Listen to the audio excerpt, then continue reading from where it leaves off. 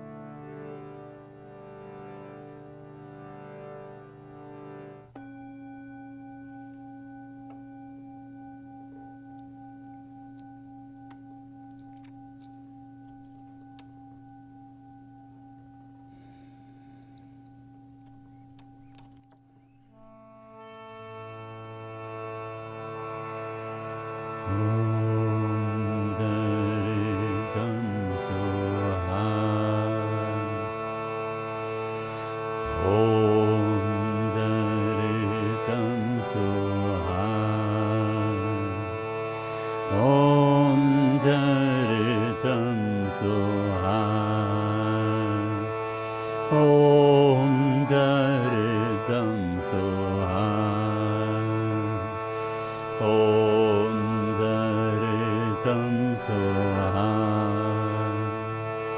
Om Dari tam soha. Om Dari tam soha. Om Dari tam soha. Om Dari tam soha. Om Dari tam soha.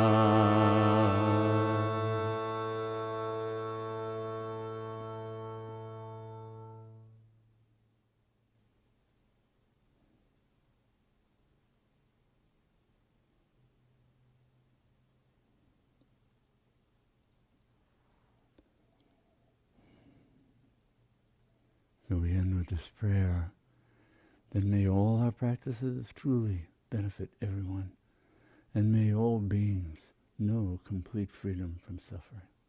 Namaste.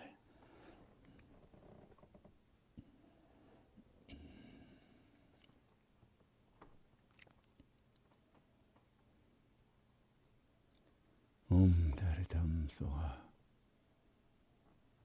The throb of the infinite, the truth of who you are, truth what all is, all beings, really all creation. Om Taritam Soha. No limits, no bondage to her, so she can set one completely free. Take refuge in her. Take refuge. Om Taritam Soha. Her radiance, suffused with love, compassion, wisdom, equanimity. Om Taritam Soha.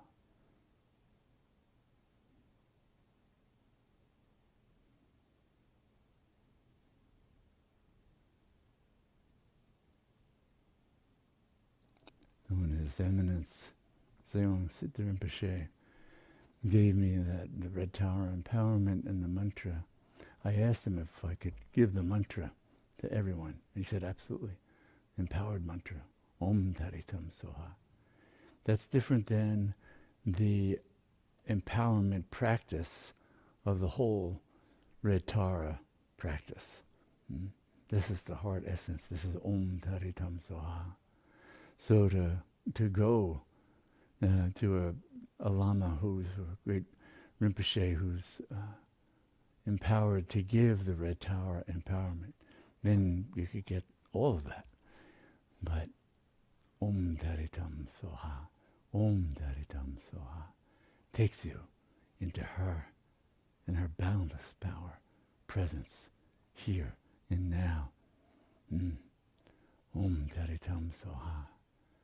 So Tara, the one who enthusiastically, passionately dispels all obstacles, removes them, who summons, gathers, magnetizes, brings to you all that's needed so you can know the glorious fullness of your magnificent nature. Om Taritam Soha, Om Taritam Soha.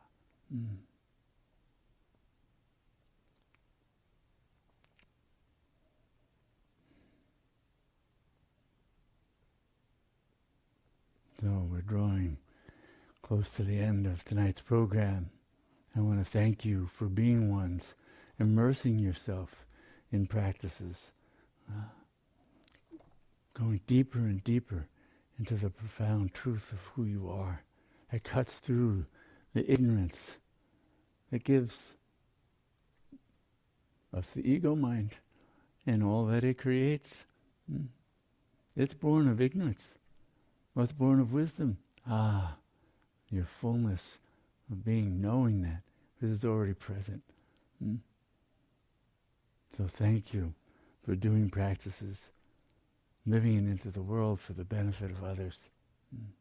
Thank you for supporting Anamkara and your donations and by attending our programs and sharing videos and newsletters with others. so that we can fulfill our mission to simply pass on all we can to all in need of these profound practices that set us free and help to set this poor, painful world free. Well, thank you. Thank you for your loving kindness, your support. And so I look forward to seeing you again 2 weeks. Jai Ma, Jai Ma.